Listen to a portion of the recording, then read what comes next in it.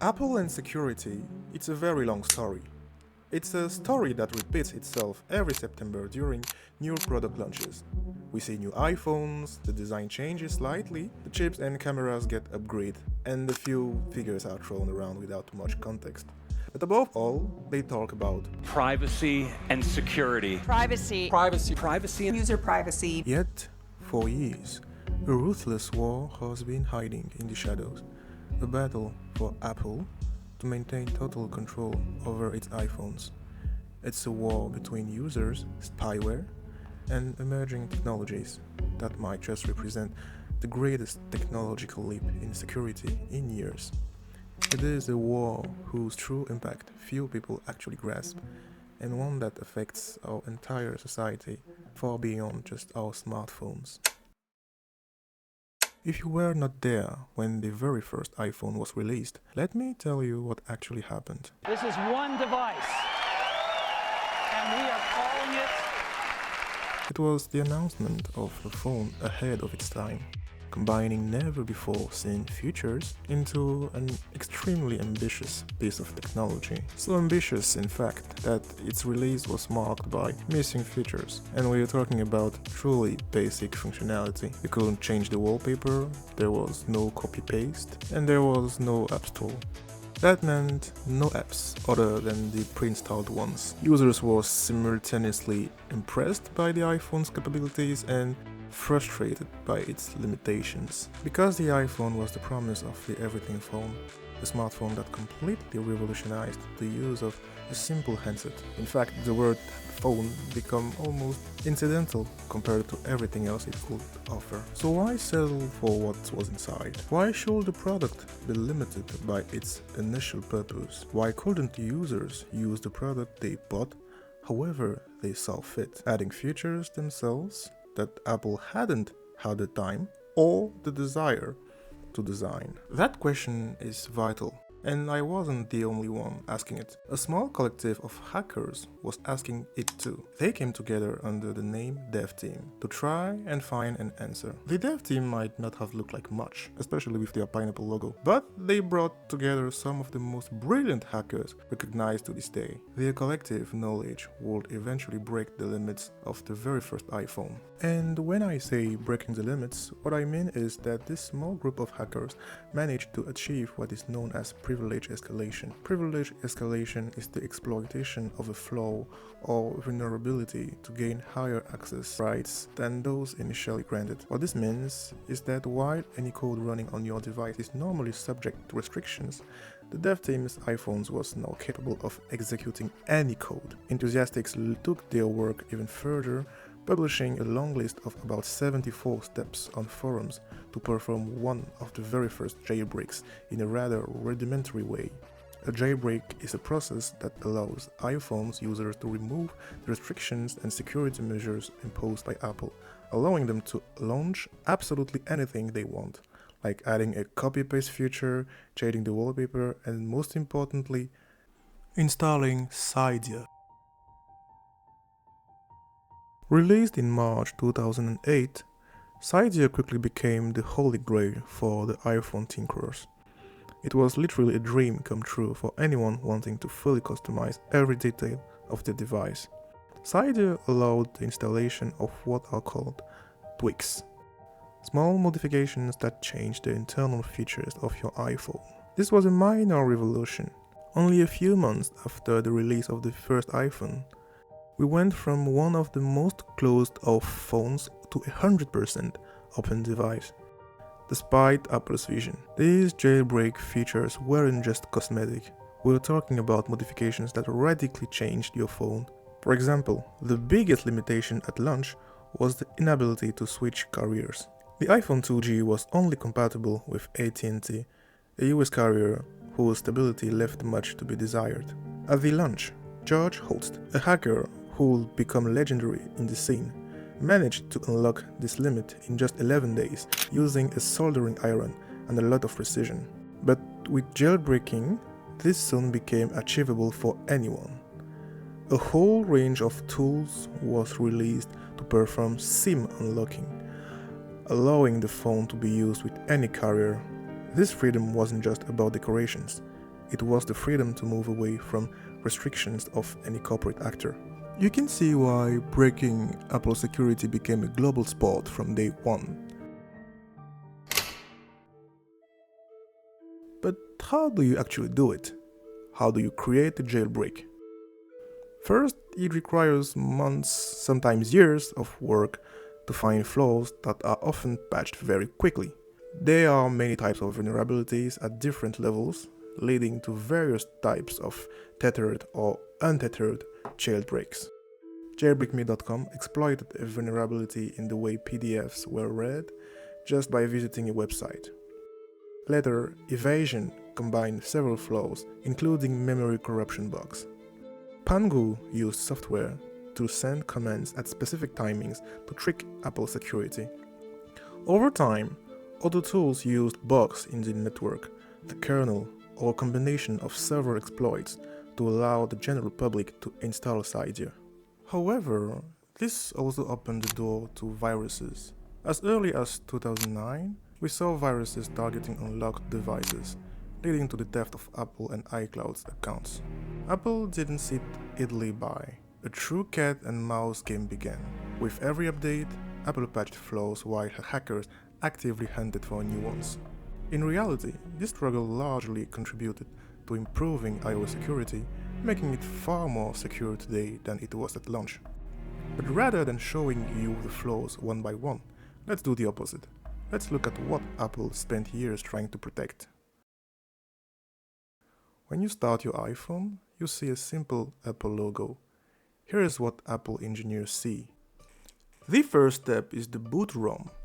This is the very first code that runs on the processor when it's powered on. It is burned directly into the silicon. It cannot be modified, and it is extremely critical. If the boot ROM is compromised, not only can every subsequent step be corrupted, but because its operation is hardwired into the chip, Apple cannot patch the flaw with a simple software update. They can only fix it in the next batch of iPhones produced. And in 2019, that is exactly what happened. An anonymous security researcher posted the exploit on X, soberly titled Checkmate. He chose this name as a chess reference because he knew it was the final move of the game. Consequently, a large portion of iPhones produced before 2019 are still vulnerable to this flaw today. Right after the boot ROM comes the LLB, low-level bootloader. Its role is to separate and secure everything before loading the next stage, iBoot.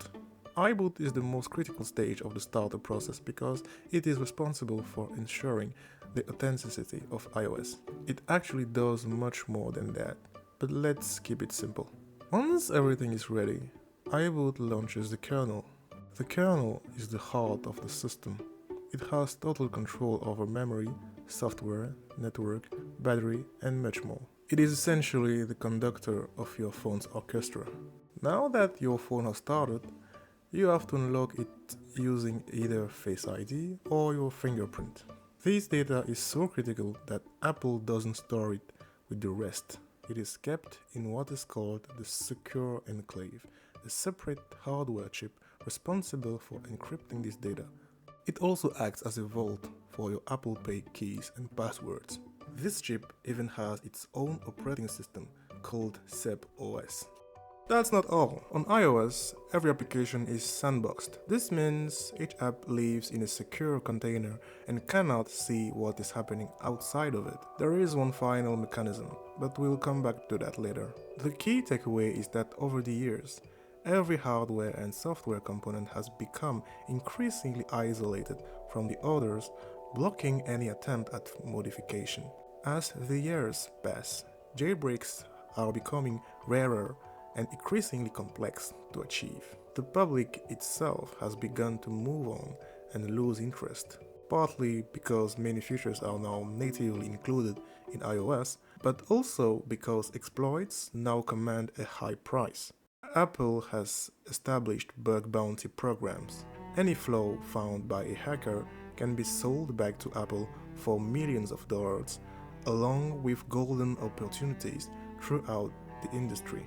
So if there are fewer and fewer passionate hobbyist hackers, who is still looking for flaws? Who will risk keeping a vulnerability to themselves? Who has enough time, money, and discretion to disregard tens of millions of dollars or a job at Apple? Who will spend years in secret, keeping the exploits hidden as long as possible to use them out of the public eye? Perhaps in just a few years, Apple's security has become much more than a story about jailbreaking, updates, or features. There is a specific vulnerability that, if you don't know it, might make you realize that your phone security isn't just there to keep your vacation photos safe. It goes much further than that. iPhone security has become a geopolitical issue. It sounds almost exaggerated when put that way, yet it is deadly serious. You won't be surprised to hear that to this day, governments and intelligence services are hungry for these exploits and have been holding some for years. In 2010, NSO Group was founded, an Israeli company with the stated goal of fighting crime and terrorism. This company didn't come out of nowhere. Its three founders are veterans of the Israeli Army Unit 8200. They benefit from cutting-edge expertise and tools that go far beyond what any hobbyist in a garage could achieve, and the first signs of their talent became visible very quickly. In 2013, a tool was released that was so powerful it was considered a digital weapon of war. Its sales are controlled by the Israeli Ministry of Defense. Pegasus is not like any other software. It utilizes what are called zero-day exploits. Zero-day means the manufacturer has had 0 days to fix the problem because they don't even know it exists. Pegasus was far ahead of its time, though its existence only became public in 2016. An investigation revealed that at least 50,000 phone numbers worldwide had been listed as potential targets. Among them were activists, journalists, political leaders, and militants. Dozens of countries were identified as potential clients, and since then, this software has become even more powerful. On certain devices, Pegasus can gain total control without any action from the victim. These are called zero-clicks attacks. We aren't talking about opening a suspicious email or clicking a link, nothing like that. Pegasus leaves almost no trace. It infects silently and siphons all data. These flows are extremely secretive and constantly evolving. For example, forced entry will infect the phone just by sending an SMS, without the user even interacting with it. A few years later, Pegasus is no longer the only player on the market. Over time, other actors appeared, such as Grayshift or Jailbreak, tools that allow data extraction from iOS devices. However, these generally require the phone to be physically plugged in and are far less advanced than Pegasus. These tools aren't the only challenge Apple has to manage.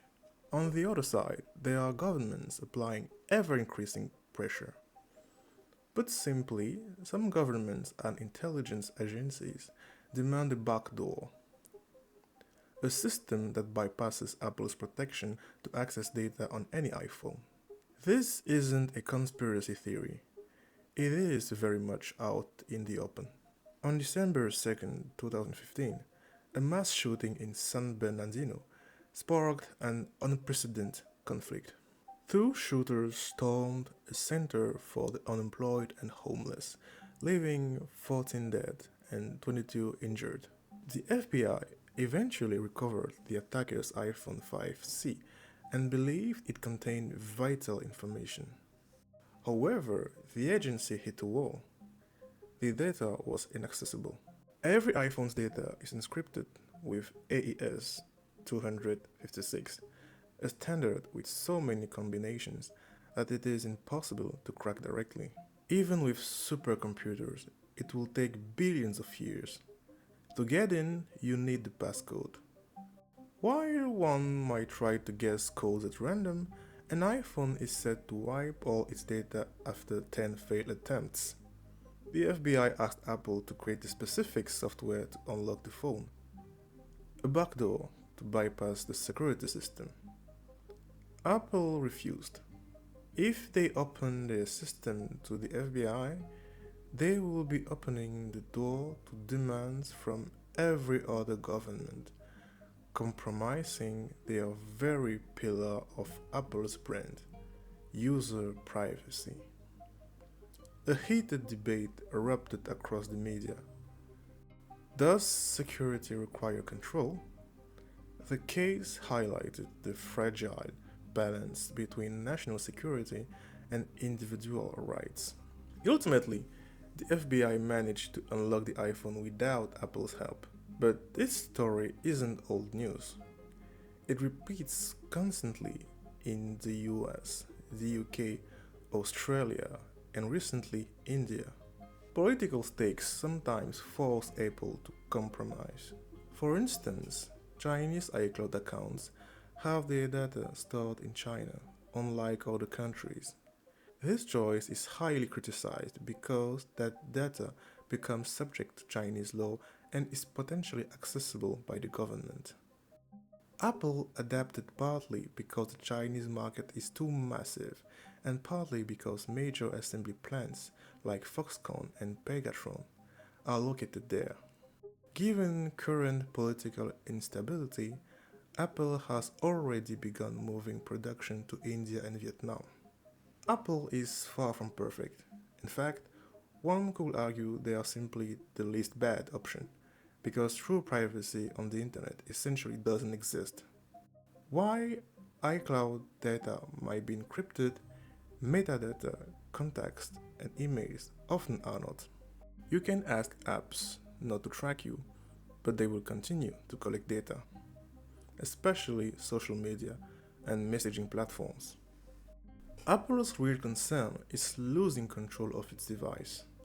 They sued NSO Group in 2021 to ban Pegasus, but with little success. If the courts can't stop Pegasus, Apple must try to limit it through patches. They introduced lockdown mode to harden security and more recently MIE, Memory Integrity Enforcement. MIE is the culmination of 5 years of research based on the technology called MTE, Memory Tagging Extension, created by ARM. Apple modified and adapted it for the iPhone to reinforce memory security. Protecting memory is a strategic choice. A vast majority of corruption and exploits begin with memory management issues on your phone. Okay, here's the principle.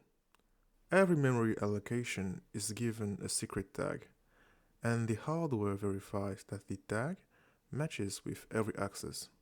If spyware attempts to access a memory zone that doesn't belong to it, the system blocks it immediately. With this, Apple is attacking spyware directly. It is a system described as one of the greatest breakthroughs in years, and it risks blocking and slowing down certain software. But we know full well that this will only last for a time, and that the battle will continue for a very long time. By constantly increasing protections, what was once a small playground for tinkerers in search of freedom has now become a much vaster and more complex battlefield. On one side, the early hackers fighting to increase users' freedom. On the other, governments and intelligence services wanting to access that same data for much broader, sometimes disturbing and often opaque objectives. And in the middle of it all, there is Apple, which must find a balance between protection and control. This dilemma is present everywhere, on every platform you use, on social networks, and in applications. And it poses an extremely important question. Does security still mean anything if it becomes the prison of what it claims to protect?